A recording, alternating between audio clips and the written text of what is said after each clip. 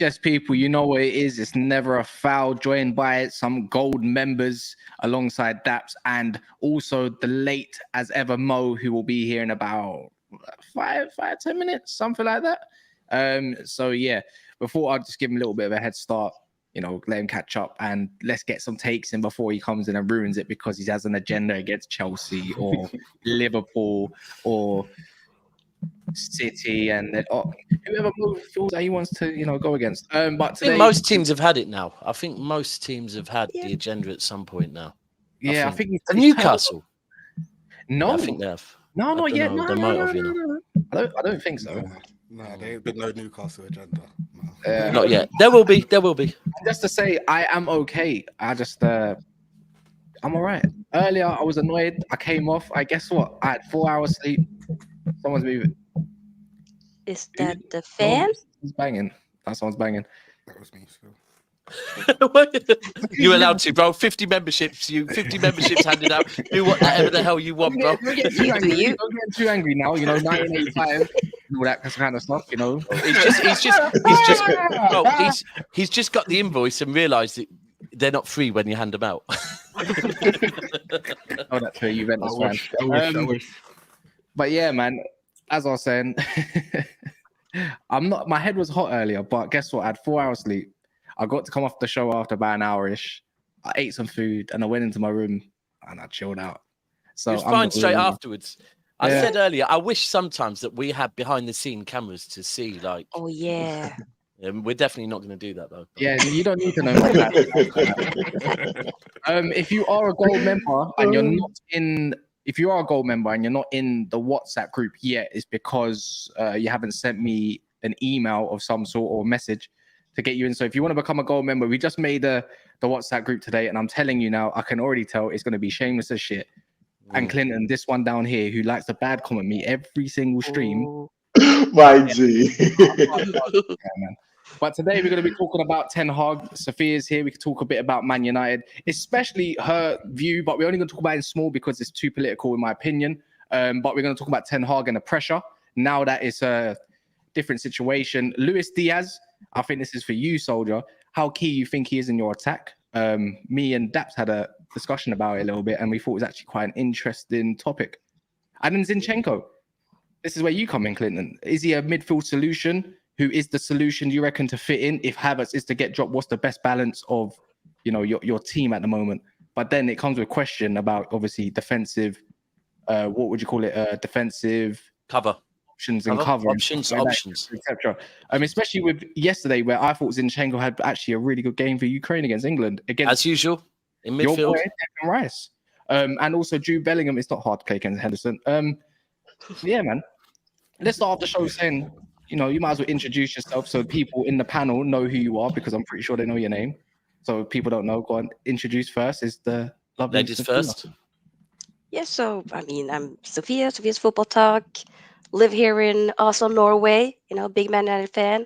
Also support Utd, which is an interesting combo, but you know, it is what it is. So, you know, big fan of you guys. She's trying to get on Mo's good side already. I support Utd. Yeah. I mean, it is what it is, but big up to you guys. Thanks for having me on. No, thanks for coming, and thanks for being a member as well. And here's the one down here, the Liverpool fan who decided to do. So if you see yourself as a member right now, as a silver tier, it's probably, and you didn't pay for it out of your own money, it's probably because of that guy in the corner, at the bottom, in the middle. In the middle, not the corner. Well, I mean, corner from me. And what are you saying, winner? Nothing. Big up. Hello, everyone. Big up the chat. You know what I mean? Nothing really. Just clothing brand owner, should I say? And I do music on the side, and that's about it. And other than that, I support Liverpool. You know what I mean? FSG to the day. No. Oh, We're getting at 6. We're getting at 6. I remember times when you know what I mean? Oh, no, the God. rapid. Oh, rate that out of 10. Rate that out of 10, the rap. No. No. No.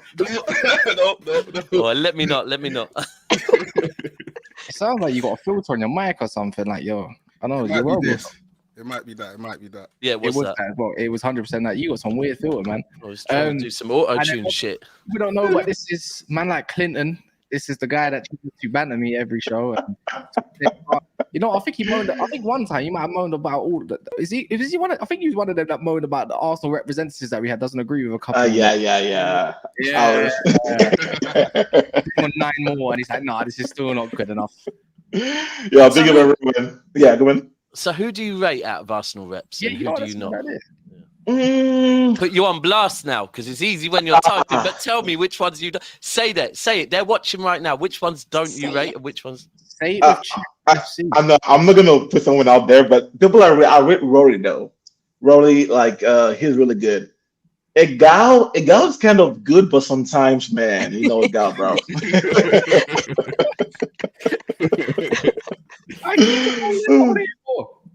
Oh, What about Daoud? He's getting better. I prefer Egal to Dahoud. At least I believe that Egal believes what he says. Dahoud is kind of delusional, but he backtracks a lot. So I'm like, bro, you know.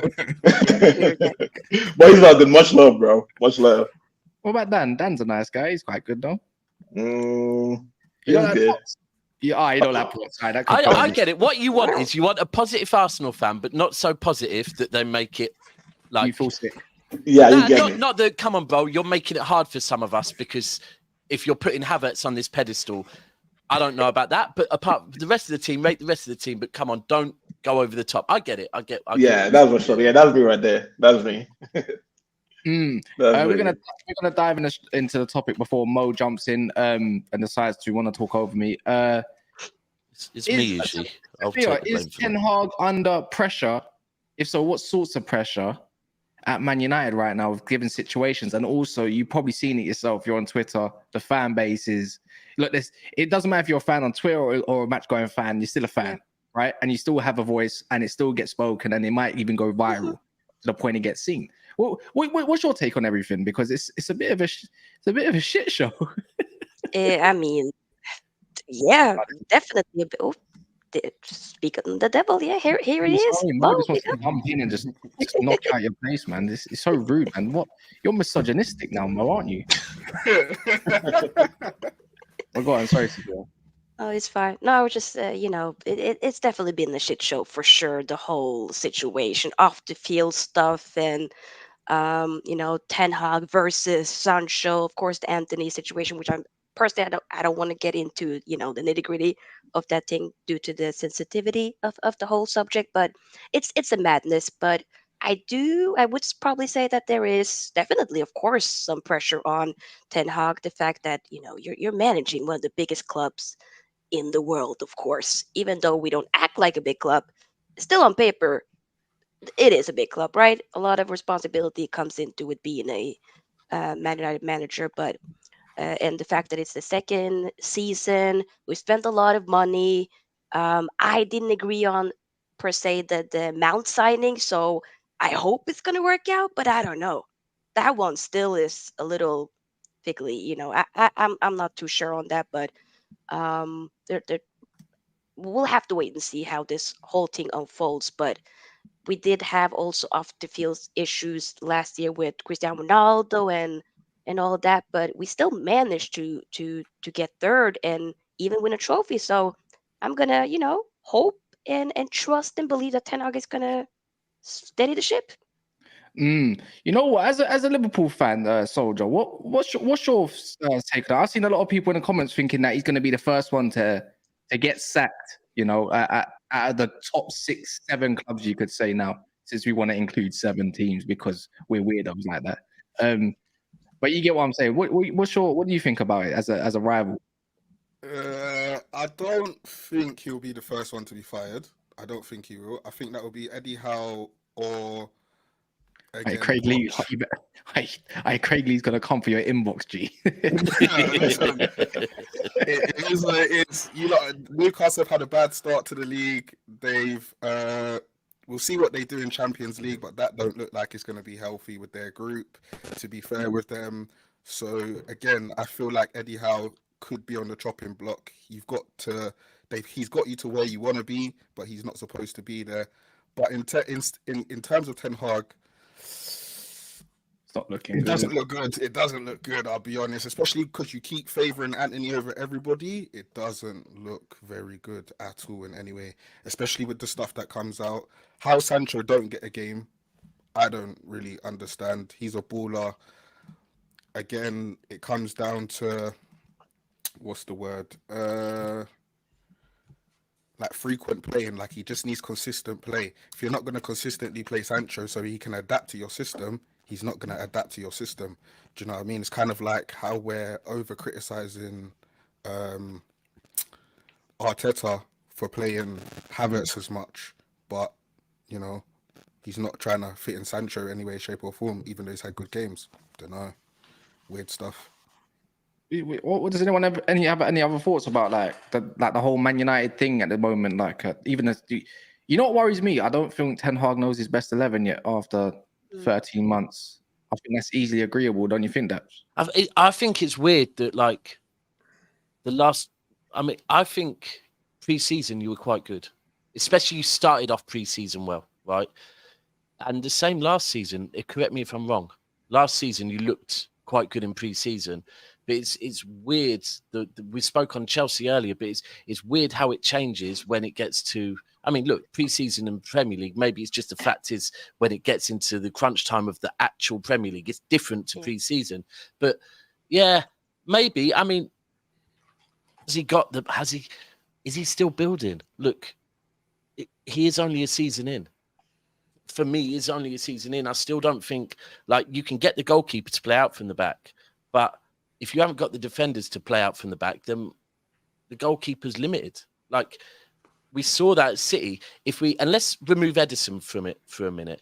The first season Pep had at City, we got rid of Hart and brought in Claudio Bravo, right? But we didn't have the defenders to play out from the back. Now the next season we brought in Edison and a few defenders, and that was what we saw in the league. But you might remember that season Claudio Bravo also played in the Cup.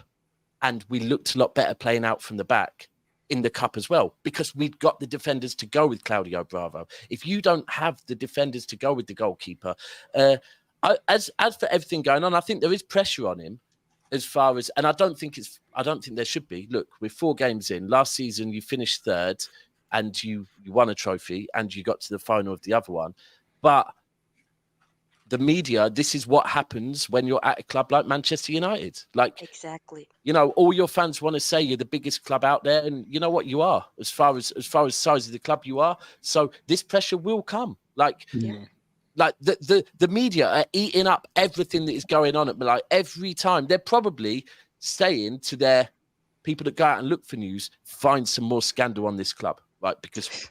Like no, it's a steam train. Get more, and it's just bigger and bigger. So, and in hindsight, I'd probably say, although I don't think what he said about Sancho is wrong, probably wasn't the right time to say it. With everything that's going on, you've probably want to keep our name out their mouths. Yeah, you've given them a reason to. You've put your name in their mouths. Like they're going to talk on it now, and that's. But you know, that's maybe he's not used to what the English media is like. But they've taken a story, they've run with it, and that puts pressure on him. The truth is, he's putting pressure on himself, right? And he has to. Someone made a comment early on that was so spot on that it's his neck that is going to be on the chopping board, and with the whole Sancho thing, it's him that's put himself there. So. Although I don't think he's wrong, he still put himself there, so he has to face it. And yeah, maybe I don't know. The owners are mad in it. The owners could see this is so bad that. But I think you get rid of Ten Hag. What are you doing? Like, where you going? Who are you bringing in? I don't know. Maybe Mo has something else, or Clinton might have something to say about that. You know. No, I won't talk about Man United, so you won't just get upset. No, I'll go. In terms of Ten Hag, right? The off-field situation ain't helping him at all. But at the same time, I rate Ten Hag prior to him getting to United, but it's been like what a year going to 2 years now. I haven't seen a plan yet. He's not helping himself out based on what his team does on the pitch. Because I believe like a manager like Ten Hag, right now, last season wasn't meant to be all about points. It was meant to be all about performance. But United played the whole season last year all about points and not performance. Like the Liverpool fan can come and tell you, hey, I believe we merit top four based on performance. Because why? The performance United had and Liverpool had wasn't that much of a difference. But in terms of points, yeah, you guys were able to like grind out the wins and all that. So I expect Ten Hag to like pull out a blueprint in his first year, leading up to his second year. So he'll be like, Man United will be like well better in terms of how to play football, how to progress, and all that. Because I believe that if United were giving out a good performance on the pitch, right, the pressure won't be as bad as this right now. Everyone will be talking about Sancho this, Sancho that, and all this stuff. Like because the football itself is poor. Now everyone like looking into Ten Hag and looking at the off-field situation. So I believe he's going to take about half of the issue, like 50-50. Because oh man, for a manager like him, I had much hope for him because I wanted him to be in Arsenal prior to him getting to United. So I was like, damn it, he's gonna do well in United, but it's been like a year and he ain't performing yet. So Do you know the feeling of Man United is no one cares. The owners wanted to sell, and they didn't want to sell now. The manager wanted some players. They didn't get him the player until the season is like 4 games in. He wanted the forward. The forward came in injured. Do you see the point? Do you see what is going on? It looks like last year he had a plan and he achieved his goals. And he thought this season now it's going to get better. And the Qatari work, we did tons of shows about it. But then they're like, no, we're not selling the club. And then, no, we wanted Amrabat. It's almost mid-September now until they got Amrabat. But Mo, don't you think like as a manager, right? Like Wenger did this stuff for Arsenal that at some point I gave up on him. As a manager, right, you're meant to face the on-field decisions. I know the stuff that goes behind the scenes and the board and all that stuff is going to try to like, put you astray a little bit. It goes hand in hand. You don't think it goes hand in hand? I believe it goes hand in hand, but what I'm saying is a better manager will find a way to isolate the boat.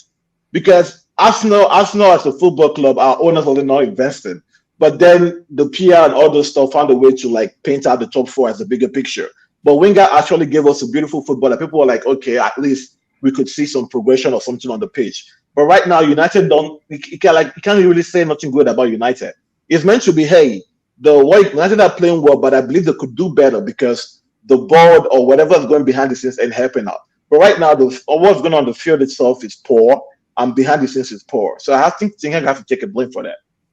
You know what it is though? For me, it's just I feel there's too many players from too many different eras of different managers. Too many players that don't have the same style, and overall, Man United goes to show that they've been overrated for a long time. On paper, it looks all fancy, but off paper, and actually on the field of these players are actually garbage.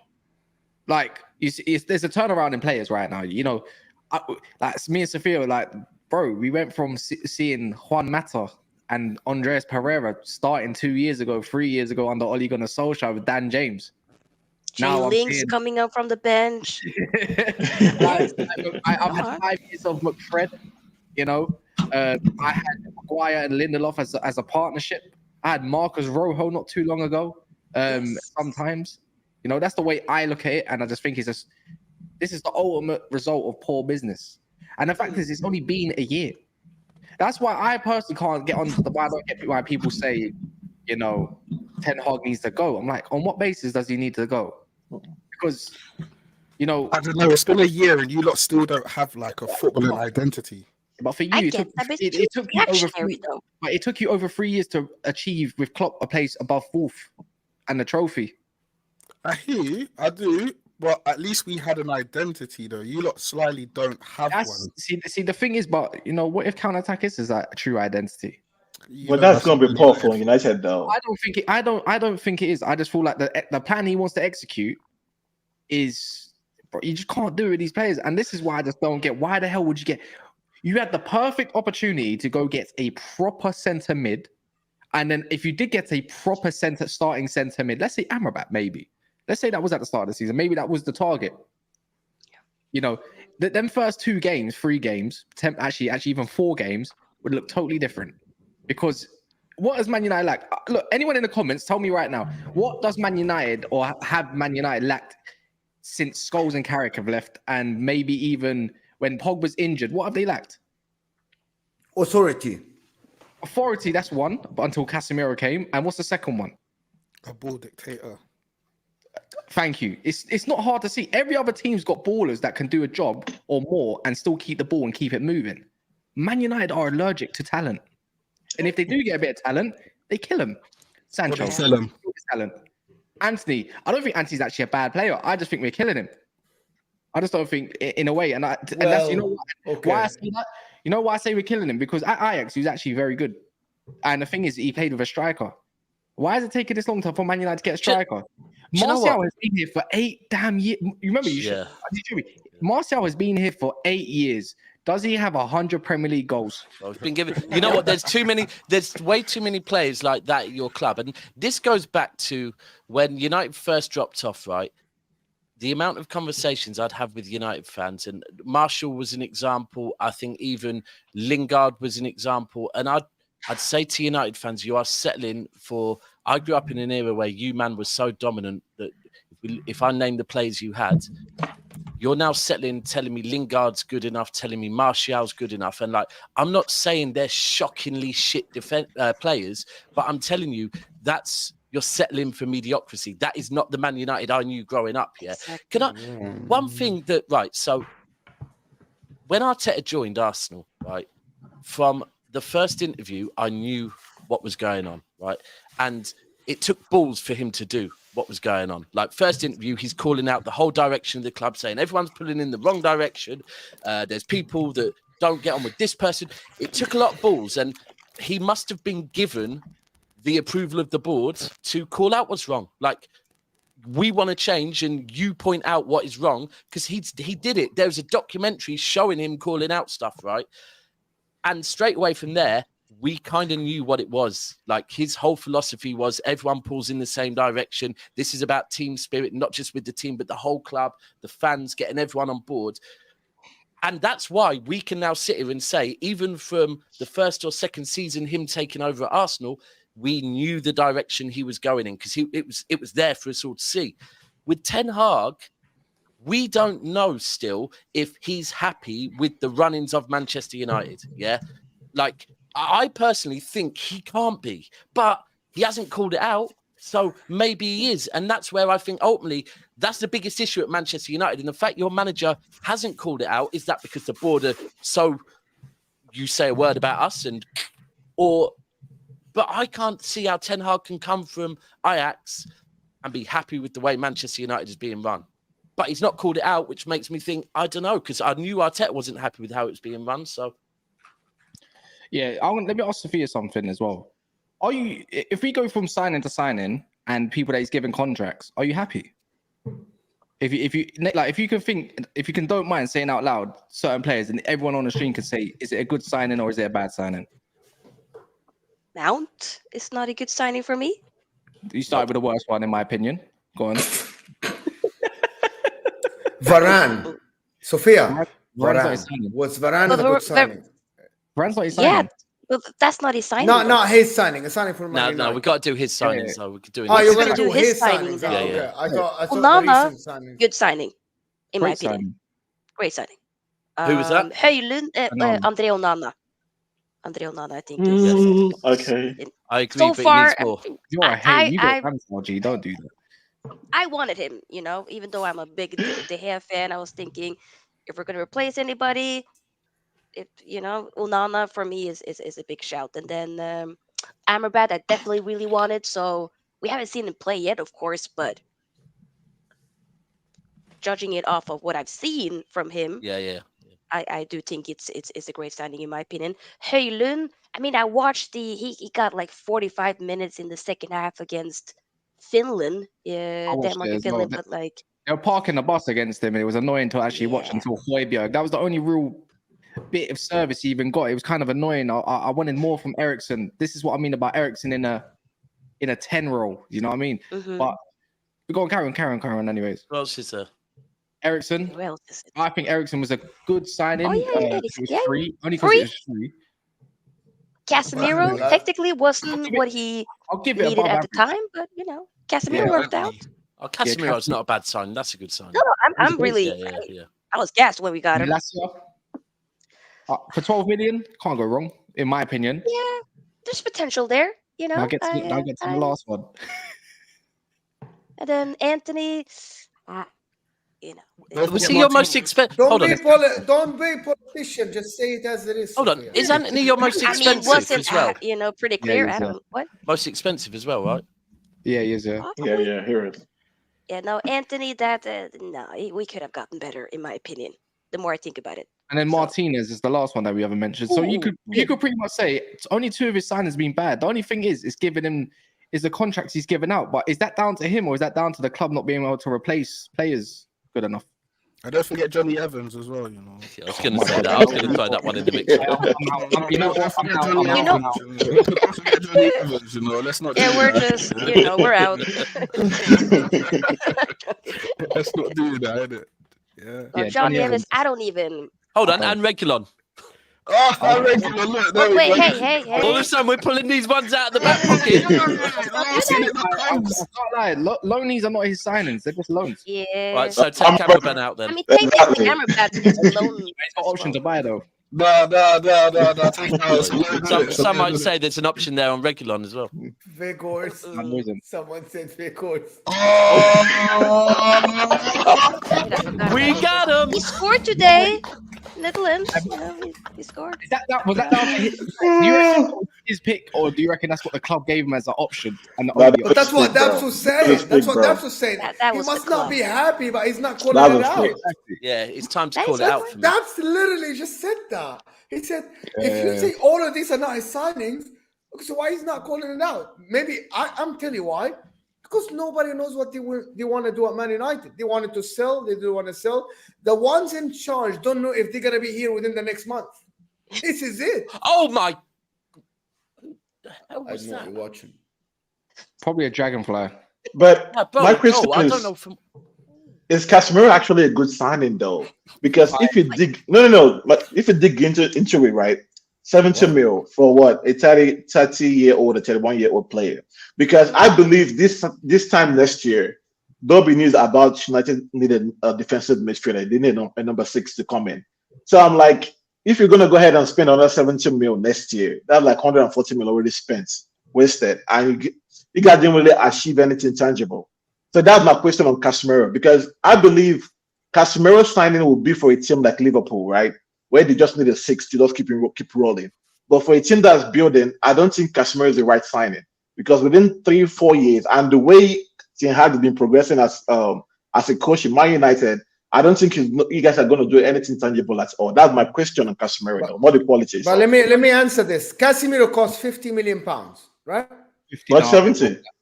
70? No, not 70 million. 70 million euros. Brother? About 60. It's not You think 70. it's Okay. I think he's right in terms of overall. Yeah, but including let me just get one Fine. point. Casemiro this year, last year, and this year is going to be one of the reasons Man United get Champions League football. I think last year itself, without Casemiro, I don't think they get Champions League football, so it's worth the money. Done. Even if he retires next year, Man United got their money's worth. It's as simple as that. What is 60 million these days? 60 million pounds, they got you Champions League. They get you That's Kai all Havertz. right. Innit? Got a trophy Back as well. up I'll take it. options. It's 60 million gets you a Kai Havertz. It gets you a Mason. Come on, bro. Hold that. Chelsea wants 50 million for Conor Gallagher. Like, I'm just saying, 60 million. When you think about how desperate Man United were in the position of what they needed at the time, you kind of say that's 60 million well spent, no? Well spent still, I'll be honest. Yeah, I'll take You that. never stop about Casemiro's always been. I know he ain't got. I don't even think Casemiro's got 3 more years in his game. Like, but he would have to be used off the bench. You know, like them John Obi Mikel's. All right, come on the pitch and please just shut up the shop. I'm I begging. think he's a Fernandinho. I think he should be in centre back now. Not and what? Whoa! Why not? What's wrong with him in centre back? You know what it is? I'm not prepared to see Nketiah give him the shoulder, bro. Like, out of all people. Come on, bro. Not doing that. He has zero attributes to be a centre back for Man United at the moment. Could do a job. He was a don't get me centre wrong. back once. Yeah, but Last with season. Onana, you'll really need to improve on Varane in terms of ball playing. Oh, yeah. Casemiro isn't the That's guy. the way I look. But we That's should the way I have look. gotten another centre back this season. Technically, we should have gotten. Well, we could have get rid of Baz Maguire, man, slabhead. Sophia, you just got Amrabat yesterday on loan, so With an obligation to buy, apparently. Take a few things out of Arsenal's book. Release your players, innit? Pepe, 72 million. Gone! You know what I mean? Take a look at Arsenal. You know what I mean? Just get rid of them. Is there anyone that generally believes on the panel that Man United is going to fall off this season massively? What define fall off? As in, there's top 4, and we keep trying. Like, I think we've always said throughout until now, I think there's a clear difference in gap of quality between maybe top 2 or 3 teams, maybe 4 compared to what's going to fall off behind it. Do you know what I mean? I think there's a severe difference in quality between the top 3 and below. I think Arsenal, Liverpool, and Man City are going to be in a group of their own. And then I think below that, United are going to be battling it out with Tottenham, Newcastle, maybe Chelsea second half of the season.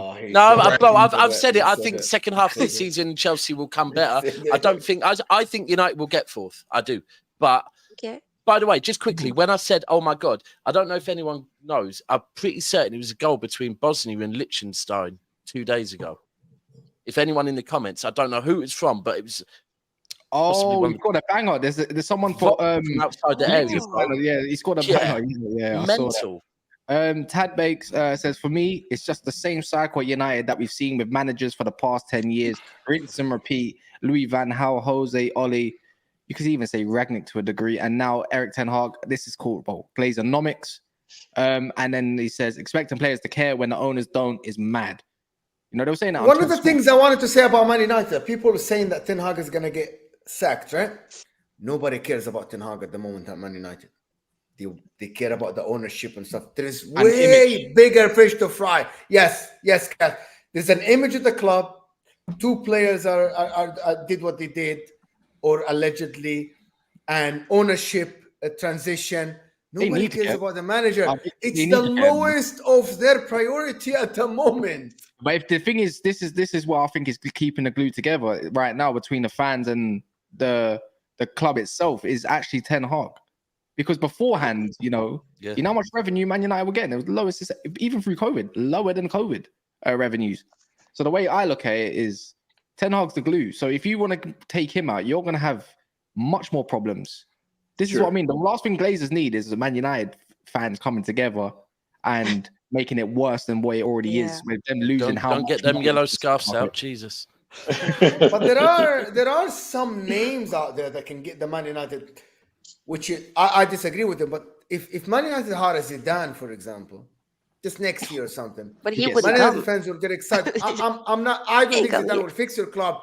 But the thing about Zidane is that he has this charisma, the name, and all the stuff. Man United fans will get excited. Oh, Ty will be doing streams, gassing, saying they're back. I'm saying 3 Champions League. You know what I mean? Like someone who won Champions League. Anyone wants to see Ty talking when there won't be a lot of media around there. I've still got links to some streams that Ty did when Ragnick came in, and they were talking about taking over the world. So I hear what you're saying, but the truth is, I think someone like Zidane, bro, he's not going to come to a club unless he knows who the owners are going to be. Like starters. It needs to be like a proper structure. Yeah. For him. He has no interest in England either, by the way. Just letting you know. Exactly. No interest in English. No interest in it ain't happening. Very strange to me. Why is it? Strange to me. I don't really think it's that strange. The guy why he doesn't? It's a lot of money. Good players only come to England. Top players come to England. Okay, so from that point, probably. I think also, do you know what? Zidane has, through what he has done, we spoke on how Pep has earned the right to get all the resources he requires, Zidane has earned the right to want to walk into a job where it's a dead cert that he is winning. He's taking over the France job anyways after the He wants to walk in where the the stakes are backing him very highly. Yeah. And he walks into the Premier League straight away. It's not that. Like, he's got other people to... He's waiting for that job where he goes, yep, I know that I can walk in there. My legacy is not being impacted here because I'm winning, right? And that's not Man United right now. This would be testing him, and Zidane's earned the right to go. You know what? I don't want to be tested like that. He's turned down a lot of jobs. He's turned down Juve. He's turned down PSG. So what makes you think he's going to come to Man United? Really? He knows what he wants. It's probably France. It's probably France. Yeah, after the jobs, after the Euros, he's 100% taking that job. He's got a good caliber of player as well. It's just the guy's a fraud, man. I'm going to be honest. But you know what? He'll fraud his way to trophies. It is what it is. Moving on from Man United. By the way, guys, there's 700 of you nearly in here. Make sure you smash the like button, and also do Sophia a massive favor. There's loads of you. Go check her channel out in the description. Go subscribe to Sophia. Thank you. Sophia's Football Talk. Come on, man. And also go and check out Winter Soldier's clothing brands, Instagram. Hustle every day. Hustle every day 18. Hustle every Collaboration. day. Hustle every day. Hustle every day. Nah, put a pause on that brand right now. Hustle on that day, you know. And, Okay. That was mad. Liverpool. It's Liverpool. Me and Daps were talking, Mo, and we're saying that Luis Diaz this season is probably the key player for them, more than a Mo Salah, and maybe even more than any other player. And we're gonna say why. The reasons what we came up with is because when you think of the back end of last season, Luis Diaz wasn't the greatest, but it's no shock that they started getting more results for what he can offer, right? You look at it this year, if you take Luis Diaz out of that front line, what other player could do his job that he does so well when it comes to like pushing the line backwards as far as it does and being tricky and everything like that? He might not be the most glamorous on the score sheet, but when you think about what he does off the ball and what he does to team defenses to make them think twice, other than Mo Salah, of course, he is pretty much, I think he's keeping that team very, very balanced, because Mo Salah's a goal scorer. Darwin Núñez. No, but he's a goal scorer. We're giving Darwin Núñez props, Mo. This doesn't mean anything we said yesterday about Darwin Núñez changes. Salah's inevitable, but he's more of a goal scorer than a creator. But you could say he does creation on a high level. Darwin Núñez starting to be more of a creator. Yeah, now. Yeah, I was going to say now. Yeah. Jota is more of a goal scorer. Who's the creator in that front line then? Harvey Elliott? No, we don't. We honestly don't have one. Even Diaz, to me personally, isn't even a creator. He's like, I would say he's got a bit of a way to go, but he is a good replacement for Mane. Like, he was an absolute perfect replacement in terms of energy, in terms of direct play, in terms of bullying a defender and even being skinny but still being able to physically handle your man. I think that was an excellent replacement for when Mane. he came in. It was impact straight away when he came in that season. When he came in, up until and to be honest with you, I actually think the drop off at the end. I always remember that the FA Cup final against Chelsea, and he just looked knackered. He looked absolutely knackered because he'd been non-stop. Like, I'm sure he just come back from injury as well at that time, because I know he got injured last season and he was out for a bit of the season. No. So I mean the season before. The season before, when he first came in, he hit the ground running, and it was, remember the Chelsea game in the FA Cup where it went to penalties, right? Yeah. And that season, I think he'd been unbelievable for you. But then in that game, I really judged your whole team on him because he looked knackered. And the rest of the season, he hadn't. But at that point, it was like, too many games now. And this is it went into extra time, and Diaz looked knackered. I thought, oh, this is where Liverpool, because he was that guy he was driving you forward. The back end of instant money. He really was. The energy is mad. The energy of him is crazy. And I think Cass is spot on. If you look at what Núñez does, look at what Salah does. Diaz is that one that he's not going to get the numbers that I think either of them get, but it's not always about numbers. There's players in teams that are so important because they're the glue. They are the glue. He's starting to bring his output now, really and truthfully. He started off the season quite well. Yes. He's doing what he's doing. I think if he has a consistent run, because even like I said last season, he kept getting like injured here and there, and he did have, like, if I remember, I think it was like 3 months out, if I remember correctly. So Yeah, he was injured like remember he came back, then he got injured again. Like he was out for like 6 weeks, got injured after the World Cup again for like another. Was it even before the World Cup or something? Yeah, it was before. Then he came back and then he got injured straight away. Like what, 3 months, 2-3 months, something like that. It was a while. So we missed him. He was a big miss last season as to why our games was poor, and we as a fan base we know that. Do you know what I'm trying to say? So he is our glue, but I feel like if he did drop, the thing is, I don't know what Klopp's doing with Gakpo, and I'll be honest, because Gakpo is a winger, and Gakpo is traditionally a winger. So what are you doing with him? Is he going to be in the middle? Is he going to be on the left? Because if Diaz did drop off, my personal would be Gakpo. Do you get what I'm trying to say? I would put Gakpo in there to feel that he'll be more of the creator. He'll be more of the person that's willing to slide the balls in. That's my opinion. You know what I mean? No, but think about it. Where's Mo? We've been critical on Gakpo, and even anyone else, Clinton as well. Where's Gakpo played mainly for Liverpool? Left 8. Left And 8, yeah. And where else? And as a striker. Exactly. And on the left, I remember Liverpool fans criticizing him. And do you really look at Gakpo as a creator or more of a guy that's got an eye for goal? Yeah, but I want to just rewind back a little bit in terms of Diaz, right? I understand him being a good player, but I don't really buy the hype. The reason why I say so is this. He joined Liverpool in January, right? Are you an Arsenal fan? Yeah, I'm an Arsenal fan. I'm just saying. I'm just asking.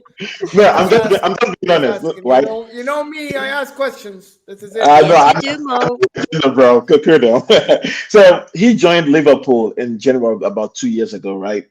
And that was a Liverpool that was going for the quadruple, if I'm not mistaken. So the team was well oiled. Yeah, he gave them more like the extra inch. But I can't really judge him. Exactly. But I can't really judge him on that because that team was fantastic. They played about 64, 68 matches in a year. They played all the whole matches, but they just ended up with 2 trophies. Now, the next season, I'm expecting him to kick on. He got injured against Arsenal. That was about the 10th game or something like that. Then he didn't play much again that entire season. So now this is the season I expect to see more from him. So for you to ask the question or classify him as the main creator, I think it's too much. I actually rate Jota ahead of Diaz, right? Because I need to see. No, I'm being honest. I need to see someone perform week in, week out in Premier League for me to be like, okay, yeah, you can do it. I don't believe in the passes, bro. You have to go week in, week out. Let me ask you a question.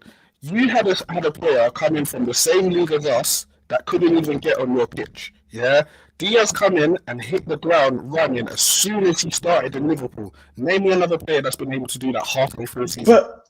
But the main point you're missing is this is not a regular Liverpool.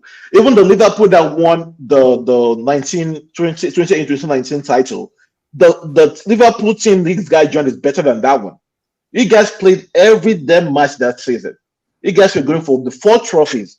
That team was well oiled. Like that was like a close, perfect team. If I'm being honest with you. I understand the guys didn't complete the treble or the quadruple, but that was a perfect team. So it's gonna be easy for someone of his stature and his skill level to perform. But my question is right now is that now the team has dropped down a level. I want to see him do it week in, week out. I can't give him the props yet. Because I believe you guys I believe you guys are just pushing him too high. Because it's so easy for you to perform in a team that is already perfect than performing in a team that needs that confidence, that needs you to be that man. It's 2 different things. So it's one of them wingers that you just got to protect in this day and age of football because everyone else is just a robot. I agree. Luis Diaz. Give me another left winger that's not totally robotic. Martinelli. Yeah, Martinelli maybe. No, but I don't look at Martinelli as a winger. I look at him as an inside forward. I'm talking like a proper winger, like Diaz, Matoma, like the one that wants to take on a player and I get that. Be electric and just skill them up as well. Just Coleman.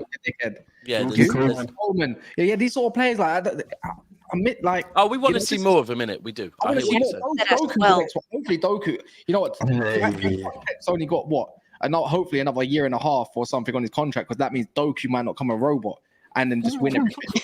You know what I mean? We might have to see Doku come to what Doku should be, which is he looks like one already, bro. He looks like one already. Hey, don't get me side on this guy, bro, because this guy is just fake. He looks already. That ball that I see that he gave to Phil Foden with his left foot, that ball was crazy. when he ran to the byline. That was crazy. Yeah, I remember. Whatever, man. It's making me jealous. That is crazy. I got Marcus Rashford. Then that uses left foot. God, man. Oh, you just give me a subject. I actually for another day. Thank think you. that Luis Diaz can be the best left winger in the league this year.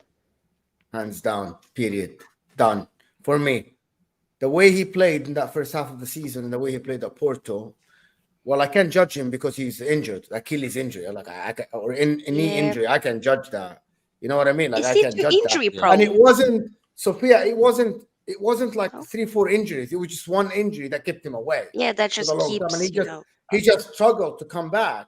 But I get before that. that, if you look at his numbers, he was consistent at Porto before. Yeah, So for I me, rate him. I'm I looking at think he's a that. baller. I like him. Yeah, and the half season he played for Liverpool, he helped them. At Yeah, that No, time. that first season. When Salah, by the way, was struggling at that time. Remember, Yes, he Mane was. played for it at that time. Exactly. And Luis Diaz is the one that slotted in right away. He showed up. It was him and Jota. Yeah, It and was I'm him and Jota looking for a at that period. guy. That were, Yeah, Jota. Yeah, I'm Yeah, looking at before that he got guy and I'm injured. thinking you're unlucky to get injured at that Yeah. that season, but now Yeah. you're back. It looks like it's very consistent. Every time I'm watching the guy, he has magic Changes. at his feet. That's Yeah, magic.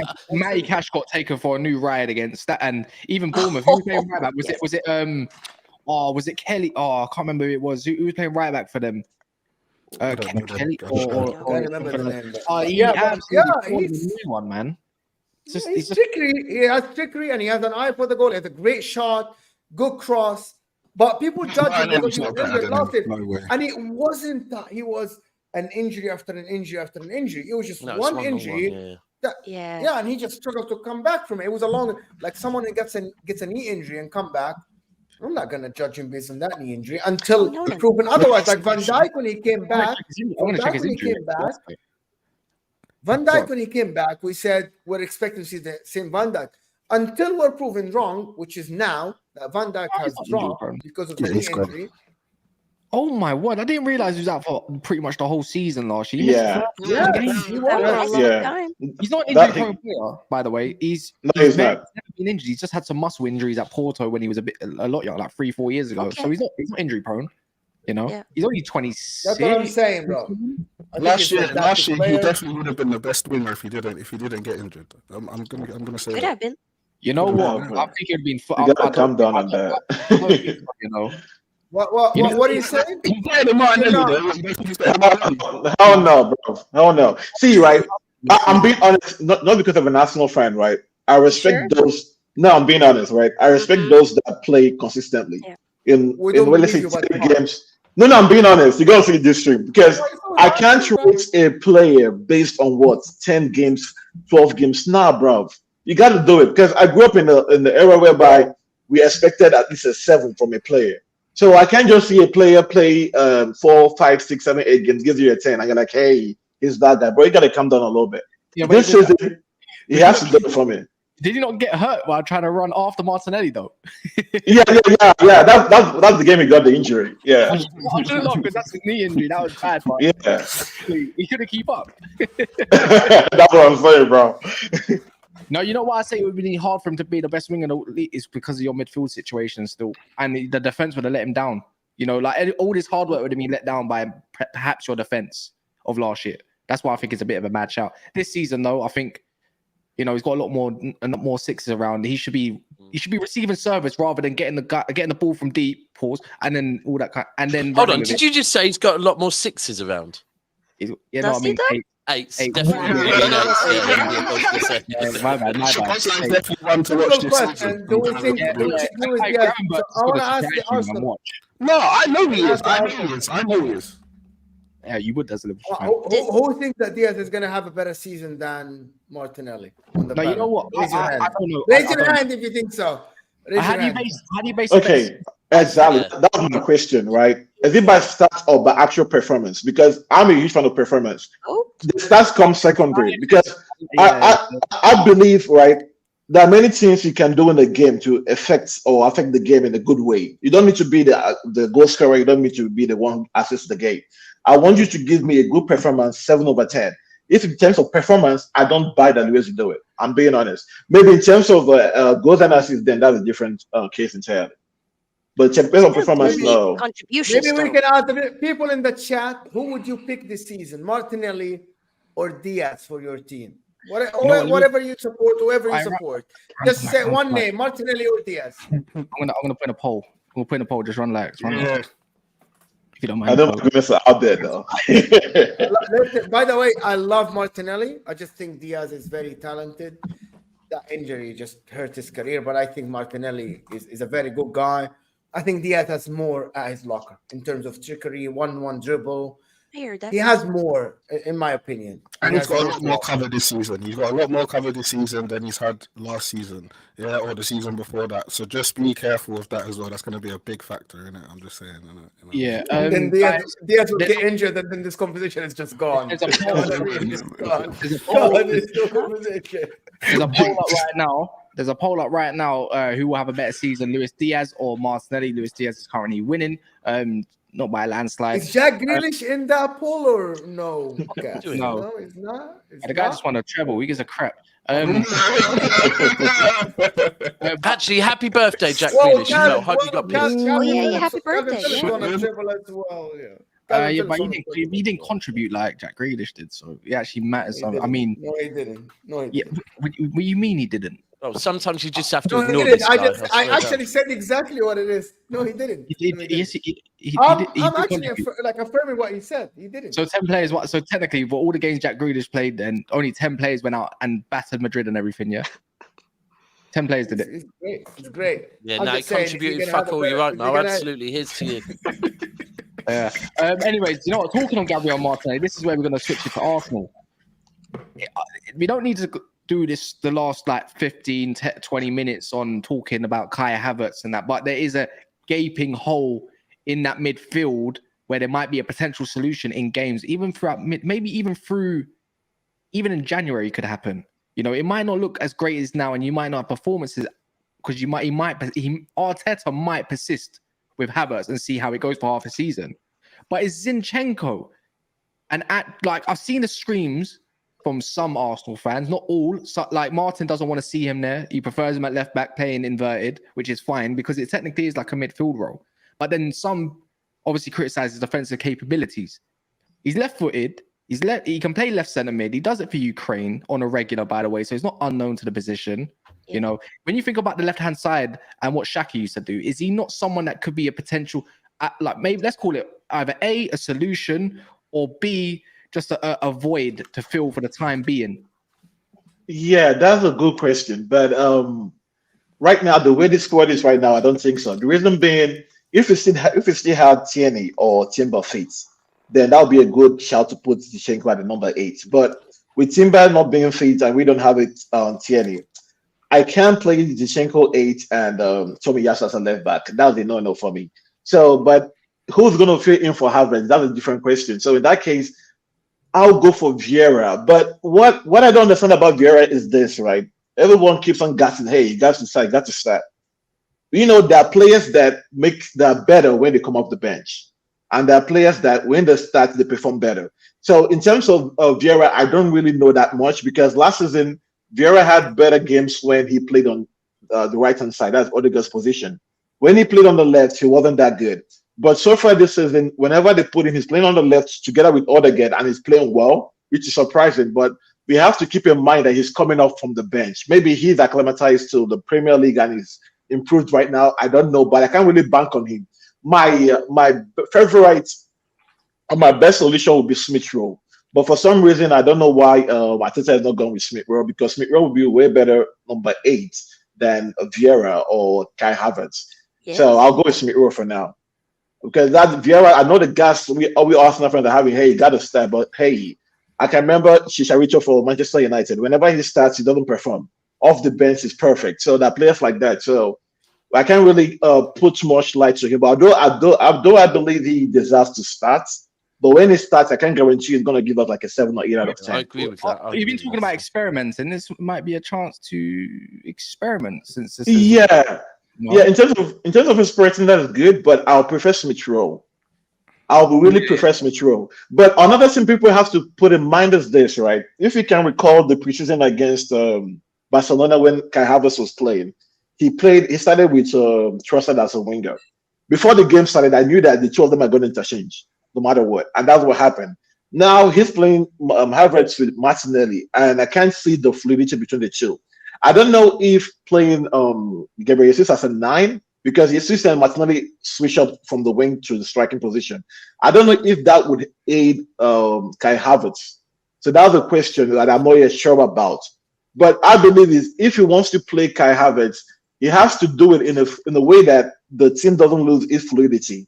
And in that case, I prefer Trossard to be the best on the wing. So because this whole aid Havertz thing is mad. This whole exactly it's crazy. I believe he's meant to be on the bench. He has to earn his right to start the game. But if you're starting him, don't start him and play him, and we'll find a way that we're going to affect the way Arsenal play football. Because what's his role? I don't understand. Like, what's build a team around Kai Havertz? You can't build a team around a man like exactly. That's crazy. That's crazy. He has to be on the bench. He has to earn the right to start the game. He'd probably be a good he'd probably just be a good, again, like I said for Mount, he's just a good option to have off the bench that can play multiple roles. You know what's funny, right? I believe if Kai Havertz come up the bench, I'm not trying to give out a big shout, but he's going to have a similar impact like Diaz had in Liverpool the first when he came in January. The reason being this, right? If the team is fluid starting the game, I'm being honest. Wait, let me land, bro. Let me land. Okay. We let you land. If the team is being fluid from the beginning, right? Let's say he's playing like a Vieira or he's playing like a Smith Rowe, and we're cooking. When you put in Havertz, the attention is not going to be on him. It's way more easier to hide Havertz, right? But when you start in Havertz and we are like, come on, bro, we can't even get the early goal, we can't even score the first goal, we conceded early. That's when the attention gets to Havertz. But when you start the game without Havertz and you're winning or losing, right? He doesn't get that much attention.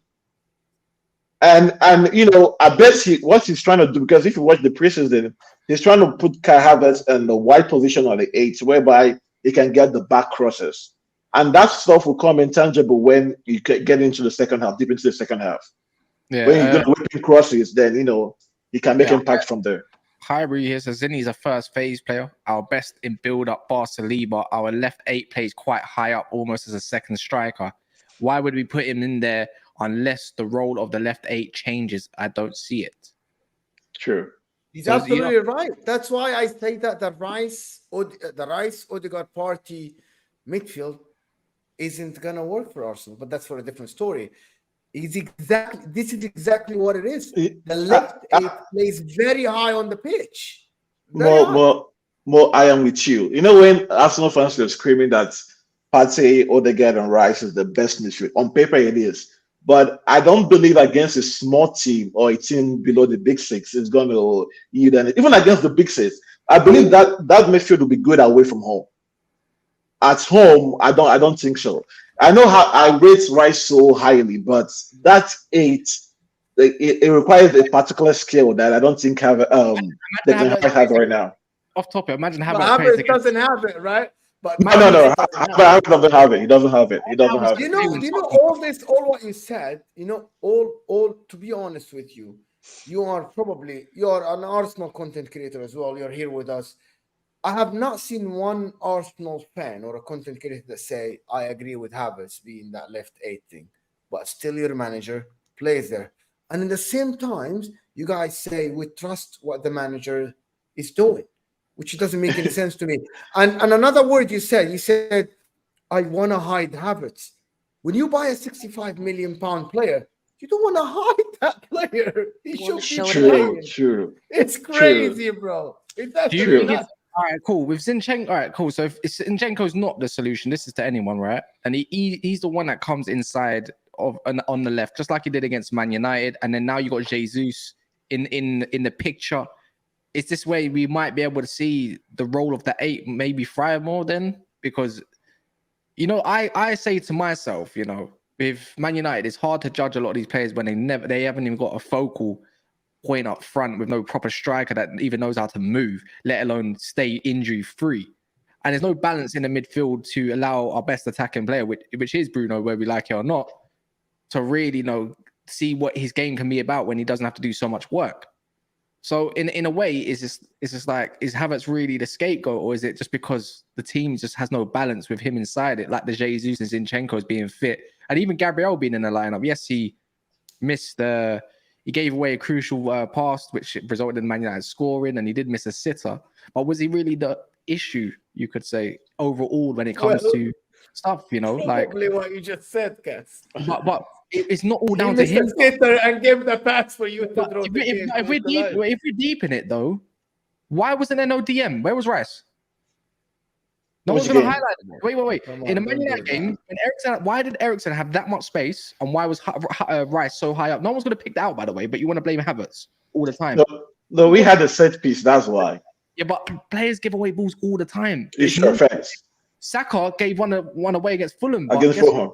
You don't really criticize him too tough. You know what I mean? That's all I'm trying to say. Is it a bit unfair when he had the actual full team of Arsenal and the system that we know Arsenal to play in, for him to really thrive and have a chance in? If he hasn't, that's the way I'm just trying to give it a little bit of. Yeah, I would judge Havertz when Jesus gets in the starting lineup, because I expect Jesus and Martinelli to interchange during the game. And I want to see how that affects Havertz's game. But the only issue I have with Havertz so far is his positioning, right? Where there's some grasses, I'll be like, oh, bro, you got to make a run to take out that defender, right? You go run into that space, like find some openings. Although he found one or two openings against Fulham, which they didn't pass the ball to him, but I don't see him doing that stuff frequently. I believe that when he does the runs one or two times, he gives up, because the penalty he died for against Manchester United, that was a good positioning, but we don't see him in that spot all the time, just one or twice during the game. So that's the issue I have with Havertz. Because if you keep on making that run, trust me, the ball's gonna come. Keep on making the runs, keep on taking out players. But he's so stagnant. And one thing I don't like about Havertz is he calls for the ball back in the opposition post, and he doesn't want to spin with the ball. So he's calling for the ball to take it back again. So I'm like, bro, it doesn't really make sense. So he has to find a way to fit in his positioning.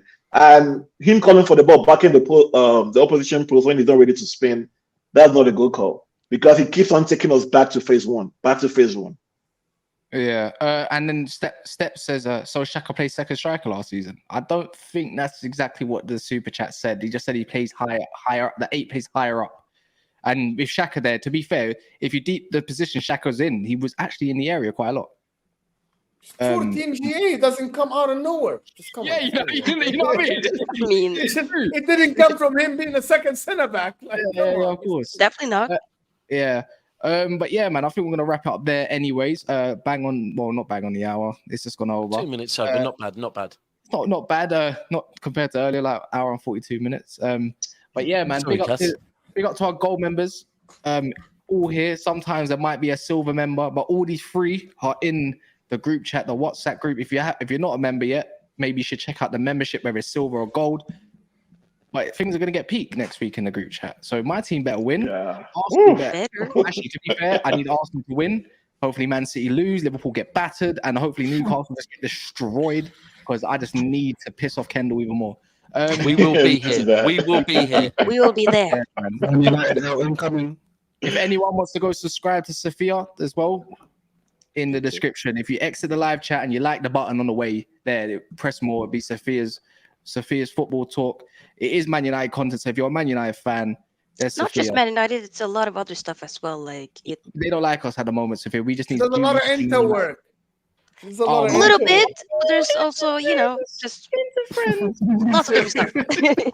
Yeah. All right. In a bit, and we'll see you tomorrow afternoon. In a bit.